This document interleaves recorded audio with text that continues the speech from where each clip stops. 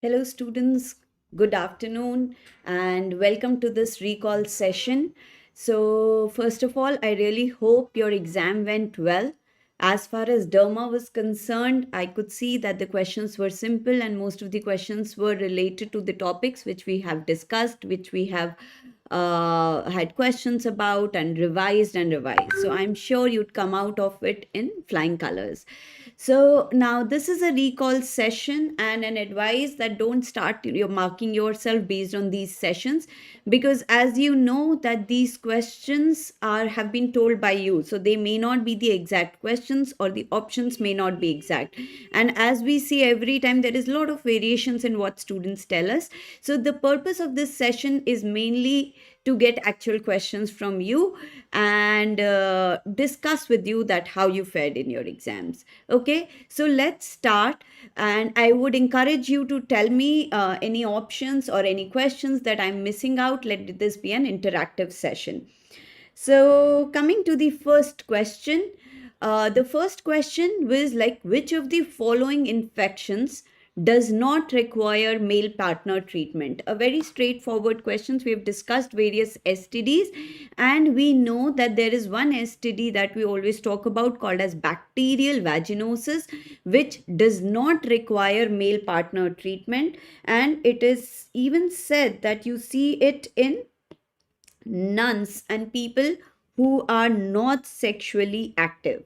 So here, the answer would be bacterial vaginosis, because this is one STD or this is one infection that we discuss under STD, which is not considered an STD, and it is considered that it happens because of altered microbiome or altered flora. And so, in this, you do not require partner treatment because it can happen even in individuals who are not sexually active. And so, okay, so tell me what the question was. Treat the partner was the question, which requires male partner treatment. Okay, so you are telling me that the question was that which of the infections does require male partner treatment. Were the options similar? If were the options same, candida, trichomonas, herpes, was it similar? I got the question, that the question was it requires treatment, same options. So if it was that which of this requires male partner treatment, ideally all candida, tricho and herpes, they require male partner treatment. But if you had to mark one, then you would have marked candida here. The candidal infections, whenever you get, we always tell you to treat the male partner. If the options were similar, then candida would be the options. And if they had asked you which one requires male partner treatment, ideally all three apart from bacterial vaginosis should be in this, the male partner should be treated. But here, if you had to mark one, you would mark candida. I agree. I said trichomoniasis, herpes, they all require male partner treatment because they are all transmitted. But if you have to mark one, whenever a patient comes with candida, you always tell them that you have to treat your male partner also. Okay. So if the options were similar, then you would mark candida. When I looked at the options, I thought it would be does not require male partner treatment, because that would have been a very clear-cut answer called as bacterial vaginosis. Okay, I got your point that not nahi tha. Then, so again, as I'm telling you, herpes, trichomoniasis, candidiasis all require male partner treatment. They're all STDs. But if you have to mark one, you usually say candidal treatment, because that is more common. There you treat the partner definitely. There is no reason why this should be preferred, but this is usually the trend, that if these three are present, then candida would be the more common answer. I got that. Now let's move on to the next question. Not required nahi tha. We got it. So we have to tell you the male partner, and you had to tell that which does require male partner treatment. Again, I'll specify both. All three of them requires male partner treatment. Now, next question. Bubo is seen in which of the following conditions? Now some of you are saying that ulta tha. So let's that is the purpose of recall questions. That is what happens. We get different options from different students. So that's okay. Let's see.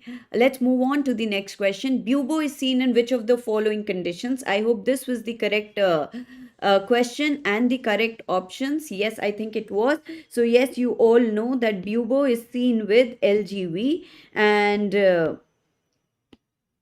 so bubo is seen in LGV with herpes, syphilis, and donovanosis. You do not see buboes. With donovanosis, what you see is pseudobuboes. So if bubo was there in the options, buboes are typically seen with LGV and with chancroid also. In donovanosis, you see pseudobuboes. So perfect. So if buboes was there and you had to mark one, so LGV was there in the option. A very straightforward question.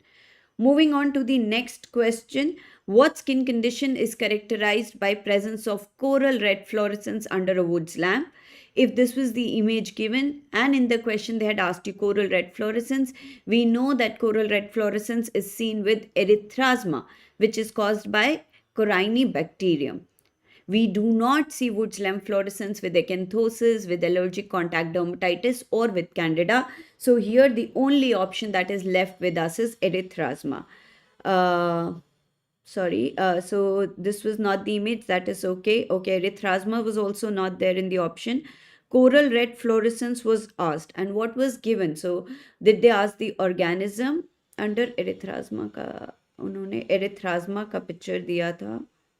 Okay, so probably there was an image of a patient showing erythrasma, and you had to tell what kind of fluorescence that you see under Wood's lamp. So any which ways, so there can be various questions. Image में acanthosis nigricans था. Okay, so again, so I think fluorescence. So I think the confusion was they had given you an image which some of you thought was of erythrasma and some of you thought it was acanthosis nigricans. But if they had asked you fluorescence, then probably it was erythrasma because acanthosis nigricans does not fluoresce. So probably they gave you an image, then they asked you what kind of fluorescence is seen with it. So the kind of fluorescence that you see is coral red fluorescence, and this is seen with erythrasma. The organism, if it was asked by chance, is Corynebacterium. Color पूछा था. So most of you are telling me that they had asked you a color. So it would be coral red fluorescence. Because of the production of protoporphyrin, Corynebacterium emits a typical fluorescence called as coral red fluorescence, which appears like this. Okay. So again, I think it was a straightforward question. The question may have been asked in a different format, but I think you all knew what it was. So moving on to the next question. What nutritional deficiency is commonly associated with a chronic alcoholic presenting with pruritic eczematous rash on the neck and dorsum of the hands? Is this the correct question? So if this was the question, they had given you two hints. A chronic alcoholic presenting with pruritic eczematous rash on the neck, which is seen with pellagra, and pellagra is caused by deficiency of niacin or nicotinamide or vitamin B3. Okay, so one of you is saying this wasn't even the question. Yes, you can have a sock and glove type rash in pellagra. Pellagra basically presents with a photoallergic rash.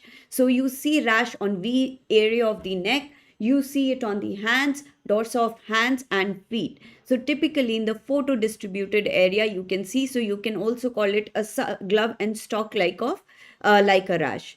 And there can be rash on the V side of the neck. A chronic alcoholic state or a chronic maize eater is usually deficient in vitamin B3 or niacin. Perfect. So this is all there. Alcoholic was there. So I think again, as I said, there will be variations in what you recall. That's perfectly okay. But I guess most of you are telling me that this was approximately the question. So chronic alcoholism was there. Pruritic rash was there, which was maybe there in the dorsum of hands and feet or on the neck. In any which ways, the deficiency would be niacin, nicotinamide or niacinamide or vitamin B3. I agree, Ali. You are saying that male partner treatment is mandatory in. I'm sure there was some confusion with this question. I agree with you. They should have written not. Then it would have been a very, very straightforward question. I don't think so. Anyone could say now that which is the best answer.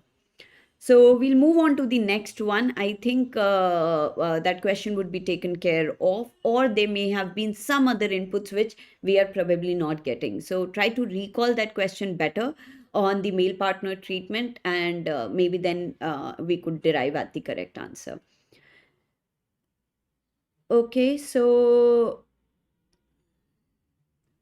perfect. So now we move on to the next question. A 45-year-old patient presents with itchy, flat-topped polygonal violaceous papules on the inner wrist and flexor surfaces of the forearms. The lesions had a characteristic shiny surface and were arranged in a linear pattern. The patient denies any recent medication changes. What is the treatment? So if this was the question, itchy, flat-topped polygonal violaceous papules, which correlates to 5 Ps that we have studied, which is seen in lichen planus. So distribution and the morphology of the lesion, where they are saying 5 Ps located in inner wrist and flexure of the surface, we know that the diagnosis is lichen planus, and they had asked you the treatment. Was this the option? First, I would want to know from you, were these the options which were given to you? So probably Dapsone was also there in the option. Was topical steroid there? Systemic steroid was there? Okay, so I'm getting different options here.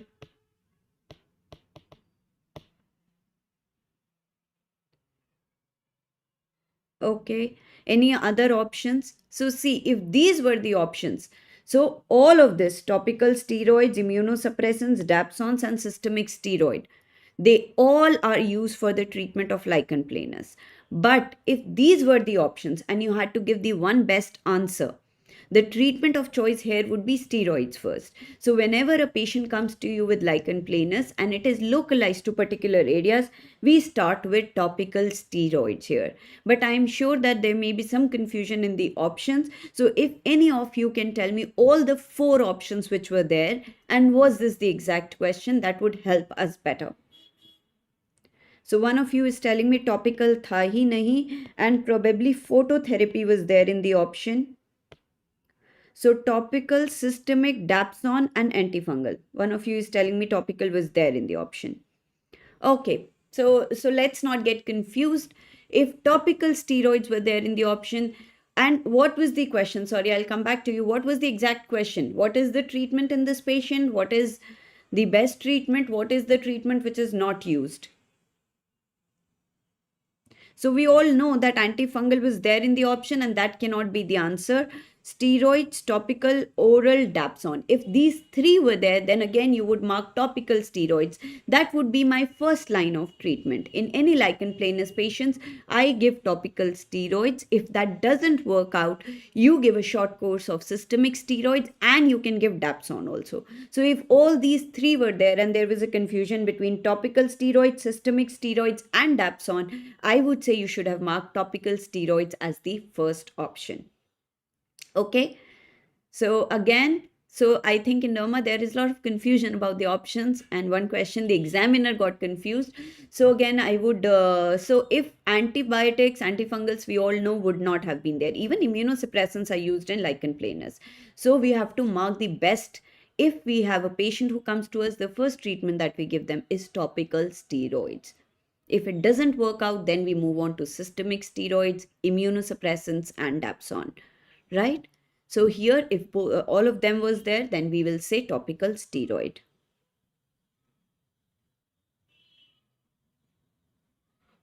Okay, so phototherapy, Vanchal, is also an option that is used for lichen planus. So for every disease, there are multiple treatment options which are available. So I would not say you're absolutely wrong. But when you have to mark MCQs, you have to pick one out of the best. So you have to see if they have not given you. So again, some of you were saying we have marked systemic steroid. So their systemic steroid we would use. But if they had mentioned that the lesions were widespread, the lesions were increasing suddenly, it was more of a acute flare of lichen planus, in those situations we use systemic steroids. Otherwise we do not give systemic steroid as the first treatment in patients of lichen planus. We try to give them topical steroids, we try to give them topical calcineurin inhibitors. If it doesn't work out, then we move to systemic treatment. So all of these options that you're telling me, except for antifungal, may be the correct answer, but we have to mark one out of the best, right? Next question, treatment of genital warts in pregnancy. Again, I think there was some confusion, may have got confused. Again, if this was the question and these were the options, cryotherapy, electrocautery, radiofrequency, surgical excision, then we have repeatedly tell you that in pregnancy, cryotherapy and trichloroacetic acid are two options which are preferred. So in these options, if these were the options which were given, then cryotherapy would be my treatment of choice. We can even do a TCA application. Some people also do laser, but again, as I said, in MCQs, you have to mark one best answer. If these were the options, imiquimod was also given, okay? Right. Even if imiquimod was given, my answer does not change. The answer still remains cryotherapy. Now, here I would like to say that in pregnancy, there are not many studies which have proven, okay, this is the best. But whatever studies have been conducted, the best option has still been determined to be cryotherapy or TCA application. We can also do laser if needed, but I think that was not there in the option. Some people have also used imiquimod in pregnancy, but again, it is not the preferred treatment option. The treatment of choice based on these options would remain cryotherapy. Oh my God. So now you're telling me pregnancy tha hi nahi. Okay. Okay. So the question was probably what's and no pregnancy. Lady was not pregnant. Cryotherapy was not there. So see, that's what happens in recall questions. Okay. So if there was no pregnancy, they had probably given you a picture of warts and then they had asked you treatment. Was that the question? If that was there, what was the treatment options? Because if it was a normal Watts patient, then any of this can be used in the treatment based on the availability, based on patient and the doctor preference. The question changes or the answer only changes if there was pregnancy. If it was a question just on genital warts, then all of this can be the right answer. So I think there is some confusion here. Okay, pregnancy was there, ma'am, and cryotherapy was also there. Sometimes I fail to understand. So, see, all of you gave the same exam, and there is a drastic difference in what we get as recall questions. All right. So a lot of you are telling me that only photo of what was there. Can you tell me that with photo of what had they asked you, or what was the exact question? Because if these were the option and the treatment, then all of them can be correct. Pregnancy nahi tha, cryotherapy tha. I get that. Please, I want one answer. If there was no pregnancy and if there was just an image of what had they exactly asked you?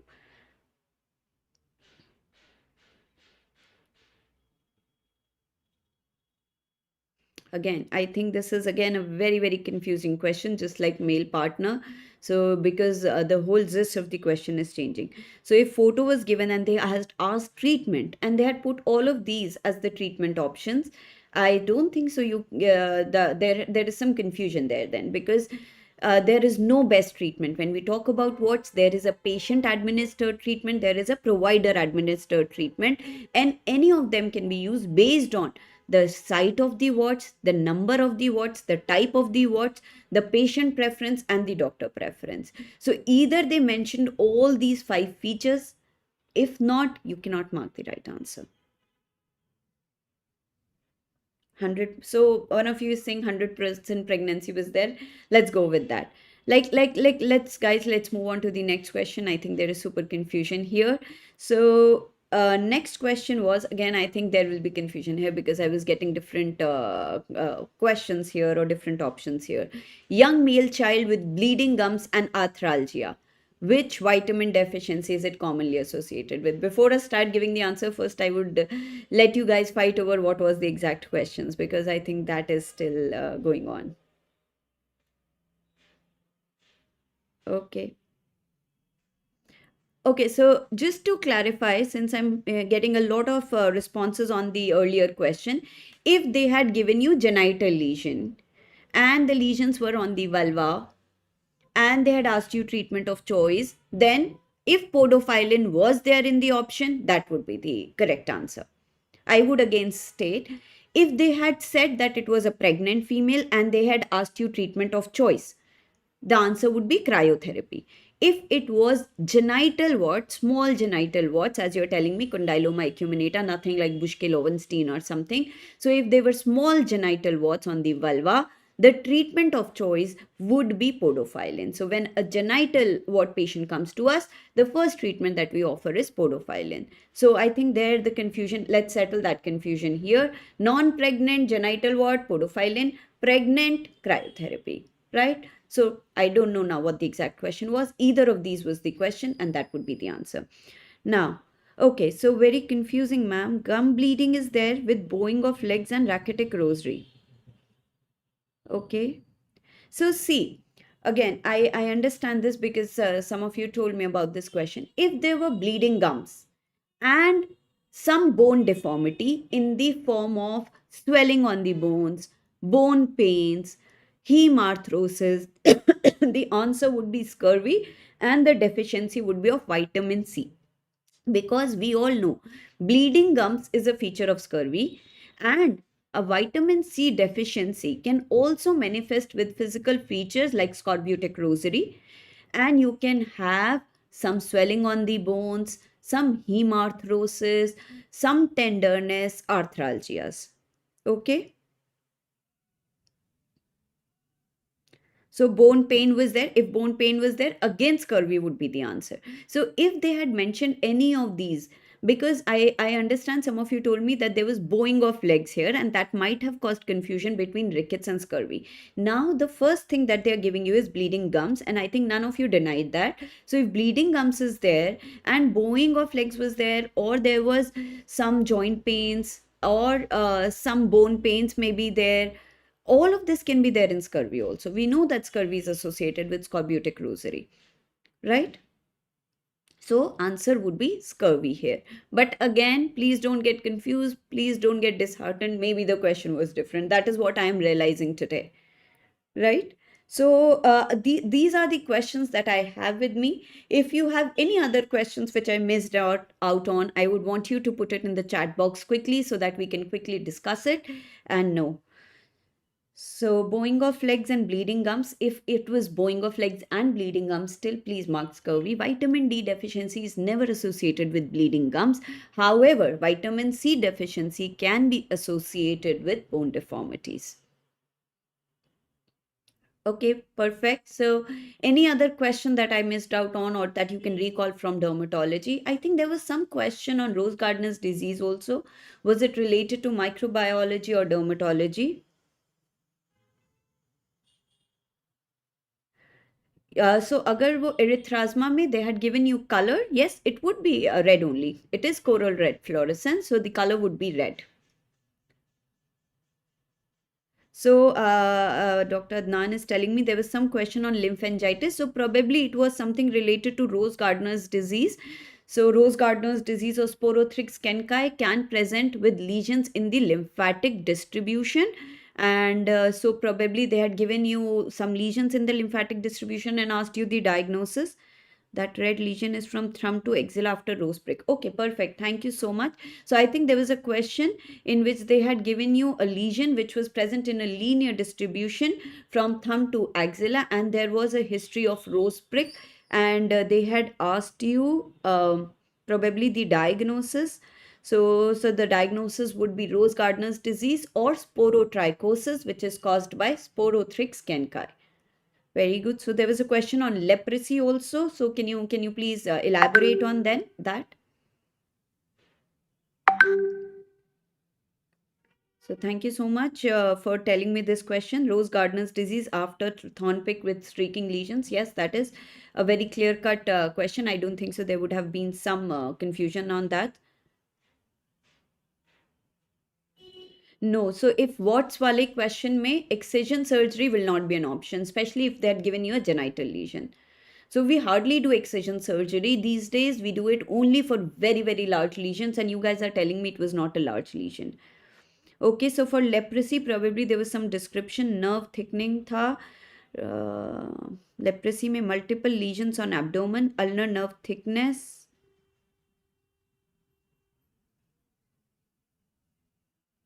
Option was furuncle, carbuncle, and lymphangitis and cellulitis in Thornwala question.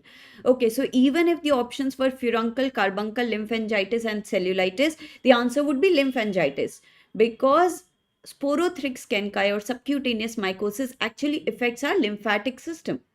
So if these were the options, you would again mark lymphangitis as the option. Nerve cord thickening with the option both. Multiple lesions. So I think so. I'm getting different options. So bilateral nerve involvement was there, nerve cord thickening.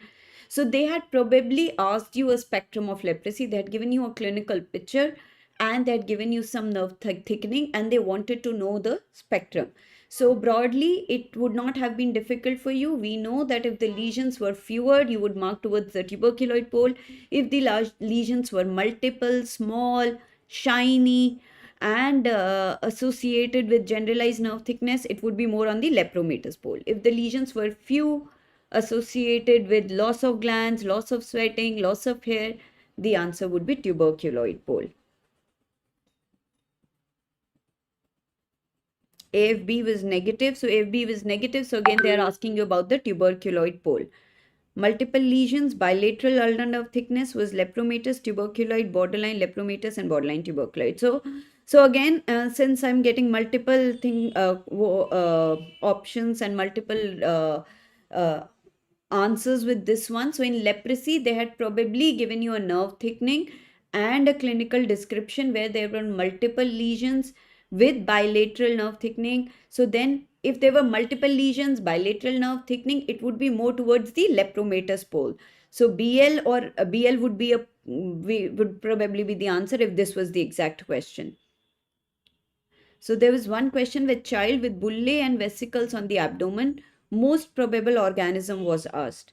So was it something like a bullous impetigo? If that was there, then Staphylococcus aureus would have been the answer. Okay. So please, what I understood from the today's session, that this was the most confusing recall session that I've taken. By the way, because we are getting absolutely opposite recalls from you guys.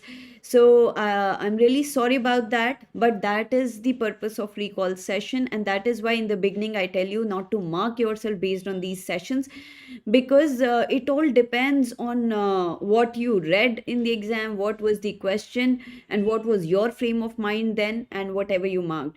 But the purpose here is just to discuss and to know what were the exact questions, or at least the exact topics, which you guys have really helped me out with. Believe me, if there was a question which was not correct, you all would be marked for it correctly, and I think examiners would consider that. So don't get disheartened, don't get confused. I'm sure you all did well with whatever you read and whatever question was placed in front of you yesterday. So if there, Dr. Vanshul, if there were bullous lesions, we would think of bullous impetigo. Okay, if there were non-bullous lesions and there were crusted erosions, then there would have been a confusion, because in impetigo contagiosum, both staph and strep can cause it. But if there were lesions were bullous, then you know that this is bullous impetigo, and the causative organism would be Staphylococcus aureus. Okay, so in bullous impetigo question, if there were bullous lesions, you would mark Staphylococcus aureus. The second thing in leprosy, as I told you, if there were multiple lesions with bilateral nerve thickening, then it would be towards the lepromatous pole. So probably BL would be the answer. But again, I'm not having the exact question here. Okay. So any other question? Thank you so much for these inputs. Any other questions, if they were there, I would want to know.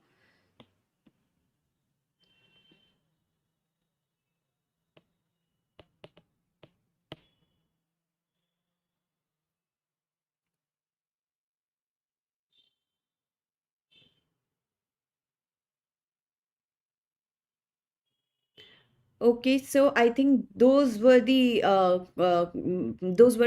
the dermatology questions. If you can recall any other questions, kindly get back to us. Until then, stop evaluating yourself a lot, and I'm sure you did well. And get ready for the next recall session.